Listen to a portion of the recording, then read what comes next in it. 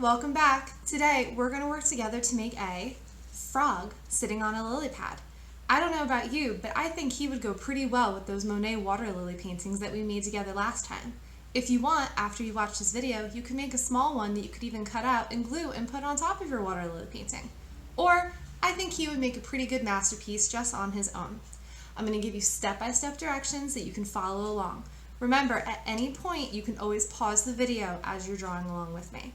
Then I'm going to let you watch me color him, speedy style of course, and I'll give you a couple tips on maybe some fun ways you could add some color. So, what are we waiting for? Let's get started. So, to draw our frog, you're going to need a piece of paper to draw on, a pencil. I'm going to have an eraser nearby because there's going to be one part of our frog that we're going to need to do a little bit of erasing for. And I have crayons for coloring. You can obviously color with whatever you would like. I'm going to use crayon. First thing I'm going to draw on my frog is the head. I want to make sure the head's not too big or too small. So I'm actually going to use my other hand to help me make the head of my frog. I'm going to make sure I'm holding all my fingers together, not wide out like we were making a turkey. And I'm going to hold my hand here near the top of my paper. I'm going to make sure I leave some space because I'm going to be putting eyes here at the top of the paper. And there's not going to be room if I have my hand all the way up. So I'm going to move it down a little bit. And with my pencil, I'm going to use my hand as a guide to help me draw an oval shape for my frog's head. Can't go all the way around, but I'll pick up my hand and then I can draw in the rest of my head. Now I'm going to add the eyes. I'm going to draw the eyes over my head like this. And this is where I'm going to grab my eraser. And I'm just going to erase this little line out of the middle of my eyes. And then with my pencil, I'll go back in and I'll fix anything that got erased that shouldn't have. I'm going to add eyelids and two little ovals for pupils. Now I'm going to give him a smile. Now my hand is pretty big, so your hands are probably smaller than mine. So if you want to draw this line underneath the head to add the smile, you can. But since my circle or my oval is so much bigger, I'm actually going to draw this extra line across the top of it. It's going to be slightly curved because he is a happy frog. And that's going to be his mouth. And then I'm also going to draw two other tiny little ovals to be his nostrils. So there's my frog's head. Now I'm going to draw the body. I don't want to draw the body too close to the bottom because I want to make sure I'm leaving room for the lily pad and for his front arms.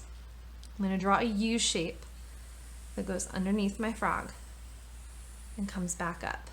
I also don't want to make it too wide because I am going to have to put his legs on the side. I'm going to put another oval right here in the middle for his belly. And I'm going to be decorating my frog with a couple different color spots.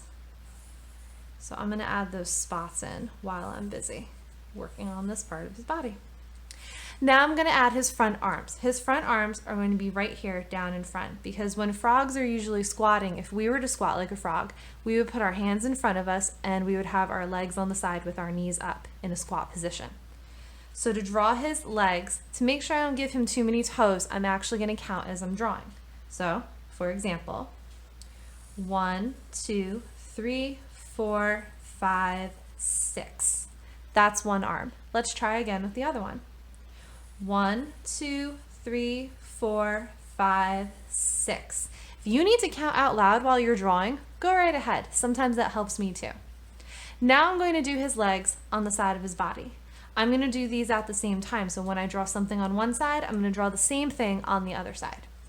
I'm going to start off with his knees, which are going to be like the top of a triangle.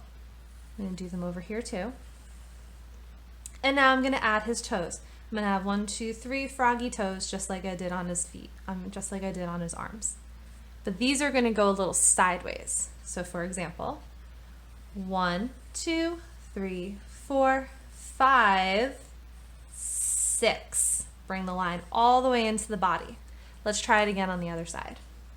1, 2, 3, 4, 5, 6. There we go. There's our frog. But I think he's missing something. Probably his lily pad to sit on, right? So I'm going to draw that behind him. I'm gonna go around his feet, around the front of his arms. Now don't forget when we did our lily pad project, lily pads have a little notch in them. So I'm gonna add the notch, make my way around. Now I don't really have a lot of room right here, so I'm gonna go off my paper. I'm gonna pretend that I'm still drawing, and I'm gonna come back around like so. So that's all there is for the drawing part of my frog. And now it's time to color. Let's have some fun.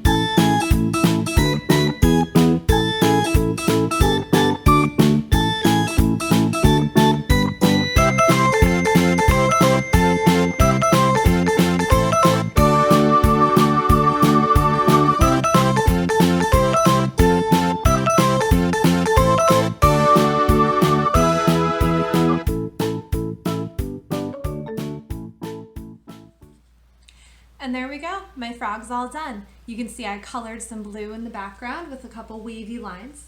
And another important thing to note is that if you're going to be coloring your frog green, you want to make sure that you have two different greens, a light green and a dark green. You don't want to make your frog and your lily pad all the same color, because then your frog is just going to blend right in and he won't stand out. So I decided to make my frog light green and my lily pad dark green. But you could do the opposite. You can make your frog dark green and your lily pad light green. Or if you only have one green, have a little fun with your frog. Maybe make him blue or yellow or purple or pink. The possibilities are endless. And another important thing I want you to try is outlining your project when you're done. I outlined my project with a black crayon because it makes it look more complete. And you might have noticed in the coloring portion I had an unfortunate accident and I broke my crayon. But the good news about broken crayons, they still color, so no worries. You also might want to do with your picture, if you want, before you color, you could also outline it with a black marker like I did in this example that I showed you at the beginning of the video. So that's up to you.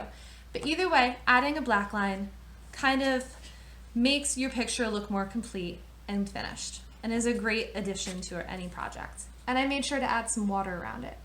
So go ahead, give it a shot. And I hope you have fun. See you next time. Bye.